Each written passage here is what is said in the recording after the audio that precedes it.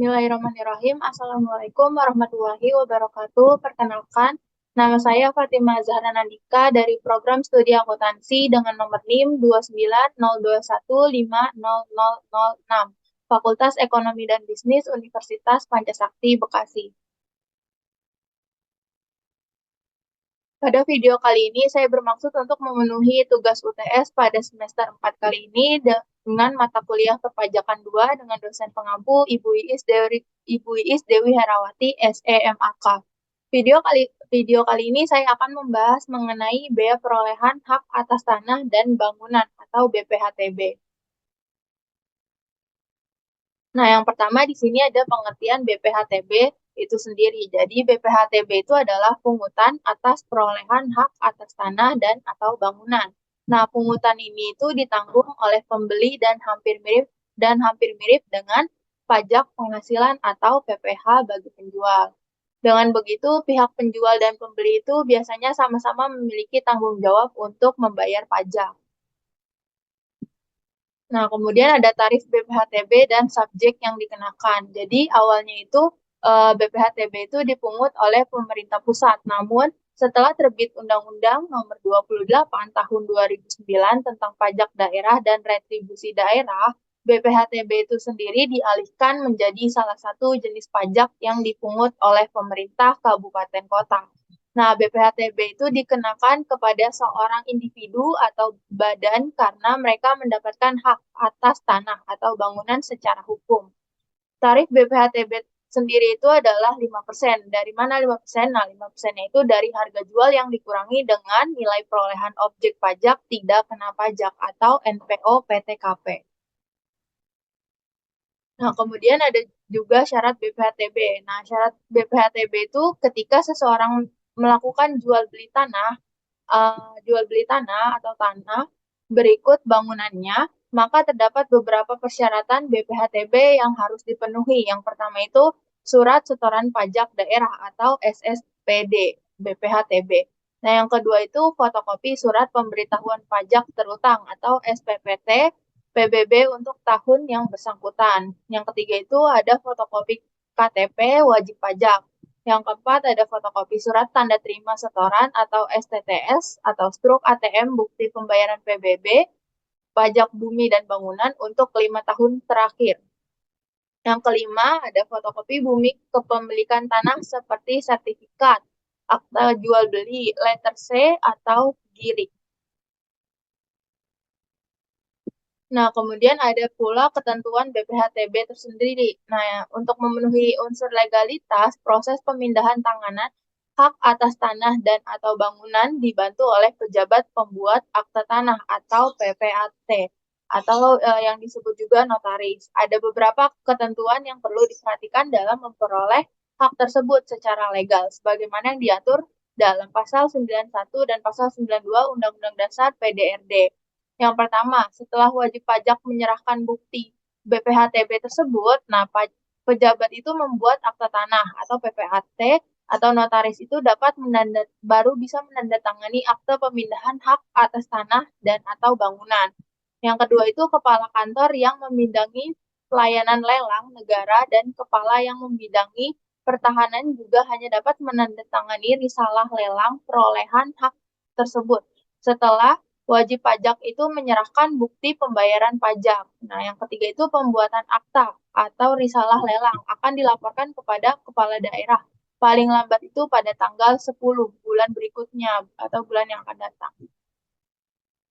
Nah, kemudian selanjutnya ada juga objek yang dikenakan tarif BPHTB. Jadi pada pasal 85 ayat 1 Undang-Undang 28 tahun 2009 menyebutkan bahwa objek BPHTB itu adalah perolehan hak atas tanah atau bangunan yang perolehan tersebut itu diantaranya dapat berasal dari pemindahan hak karena terjadinya jual beli.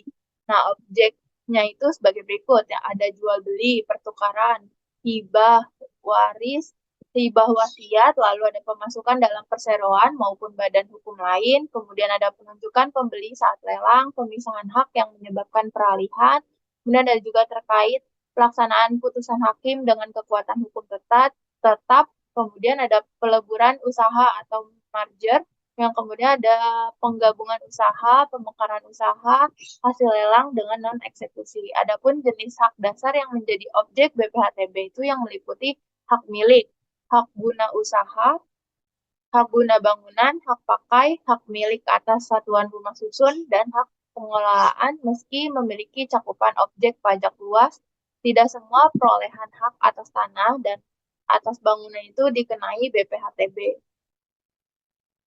Kemudian ada juga selanjutnya objek yang tidak dikenakan tarif BPHTB. Nah, ada 6 pihak nih yang atas perolehan hak tanah atau bangunannya itu tidak dikenakan BPHTB. Adalah yang pertama, perwakilan diplomatik, yaitu konsultan berdasar pelakuan timbal balik. Yang kedua, ada negara untuk penyelenggaraan pemerintah atau pelaksanaan pembangunan guna kepentingan umum. Yang ketiga, ada badan atau perwakilan organisasi internasional yang ditetapkan Menteri Keuangan. Kemudian selanjutnya yang keempat ada seorang individu atau badan karena konversi hak dan perbuatan hukum lain dengan tidak adanya perubahan nama. Kemudian yang kelima ada wakaf atau warisan yang dipergunakan untuk kepentingan ibadah.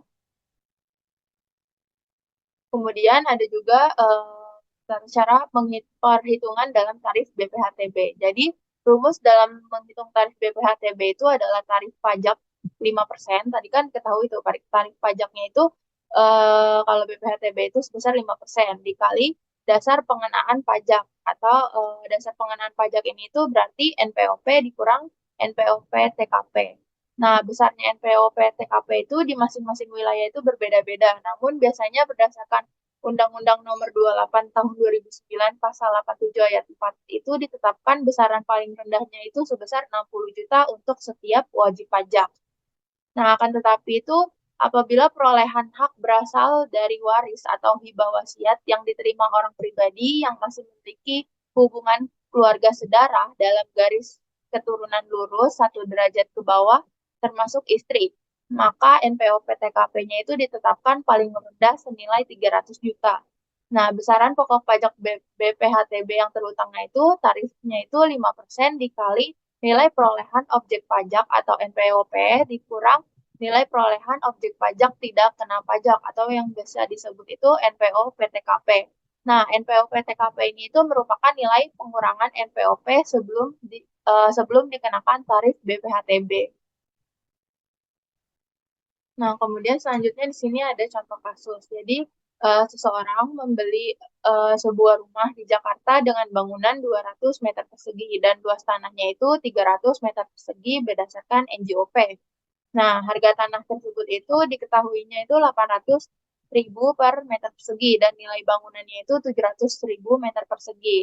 Nah, hitunglah BPHTB-nya. Jadi penyelesaiannya itu berarti kan harga tanahnya itu tadi sudah diketahui di Jakarta dengan bangunan 200 meter persegi. Berarti 200 meter persegi dikali harga tanahnya 800.000